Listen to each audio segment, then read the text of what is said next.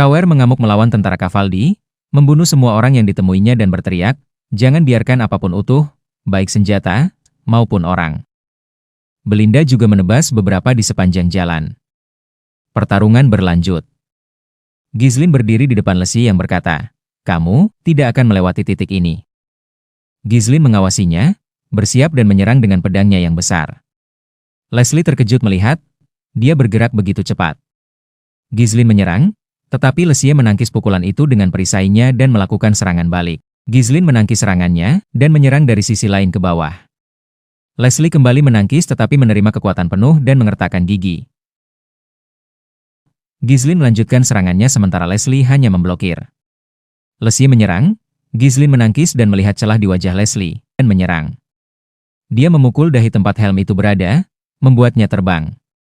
Leslie menyerang balik tetapi menerima pukulan lain, dari Ghislaine dari atas. Tentara Cavaldi terkejut melihat komandan mereka kalah dan salah satu dari mereka berkata kepada rekannya, dasar bodoh, jika kamu punya waktu untuk mengkhawatirkan itu, hentikan musuh tepat di depanmu.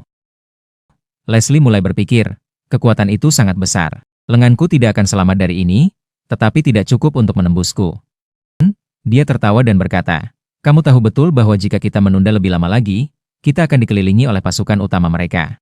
Sementara itu, Ghislaine menyerangnya, dan Leslie melanjutkan pemikirannya, daripada memblokir secara langsung, alihkan serangan mereka secara miring untuk menjaga jarak yang tepat dan memanfaatkan celah di antara serangan mereka untuk mengambil inisiatif. Saat ketidaksabaran mengarah pada serangan gegabah, itu akan menjadi akhirmu. Setelah beberapa saat, Ghislaine mendekat dan berkata, hanya ini yang bisa kamu lakukan? Dia mengayunkan pedang tepat ke wajahnya. Leslie nyaris menghindari pedang itu, dan segera Ghislaine menyusul dengan sikut yang mengeluarkan darah. Melihat celah dan menyerang, tetapi Ghislaine menghindar dengan berguling dan kemudian menggunakan pedangnya memotong, dia berkata, tidak buruk. Kemudian dia menyerang tubuhnya dan membuatnya berdarah. Dia berpikir, ya, Count Desmond? Tentu mengatakannya. Dia diperintahkan untuk mengasumsikan bahwa pria itu bisa menghadapi pendekar pedang terbesar di utara. Leslie jatuh ke tanah. Tentara Cavaldi terkejut dengan hasilnya.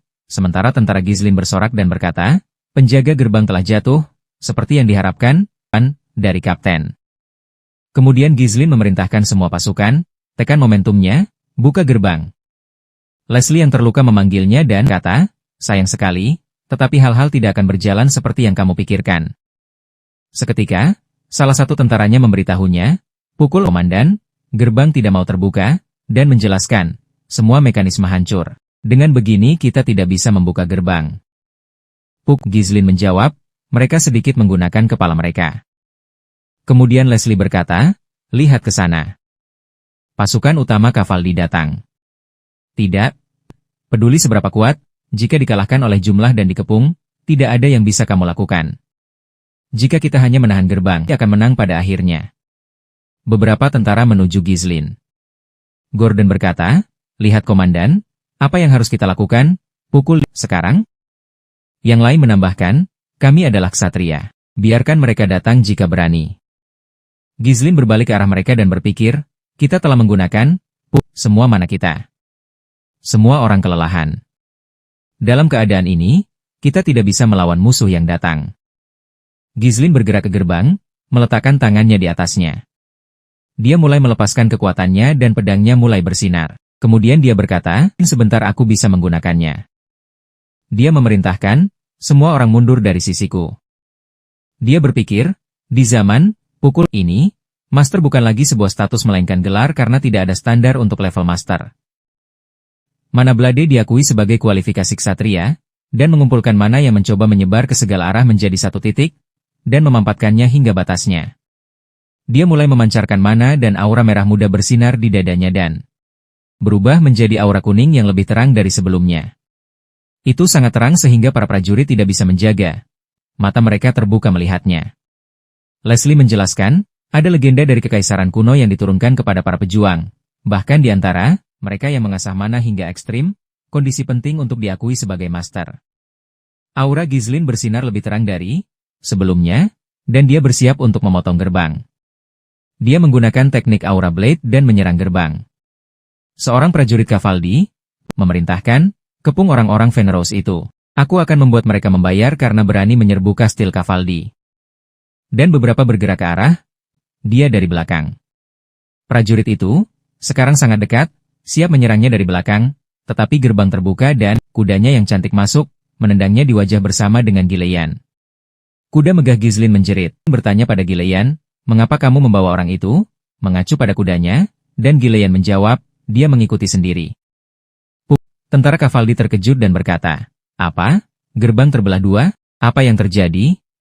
Komandan John, komandan setelah menerima tendangan gaya Bruce Lee dari seekor kuda, memerintahkan anak buahnya, "Mundur. Kembali ke benteng bagian dalam."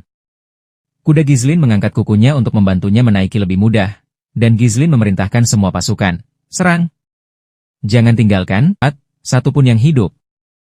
Adegan bergeser ke tingkat bawah tanah tempat Belinda berlutut di depan lawannya. Dia berpikir keras, dan itu adalah Lukas. Belinda bertanya kepadanya, "Kamu, apa hubunganmu dengan Ksatria Bayangan?" Jika Anda menikmati videonya, berikan like, subscribe ke channel, dan tekan lonceng agar Anda, pukul 86, tidak ketinggalan episode berikutnya. Sampai jumpa.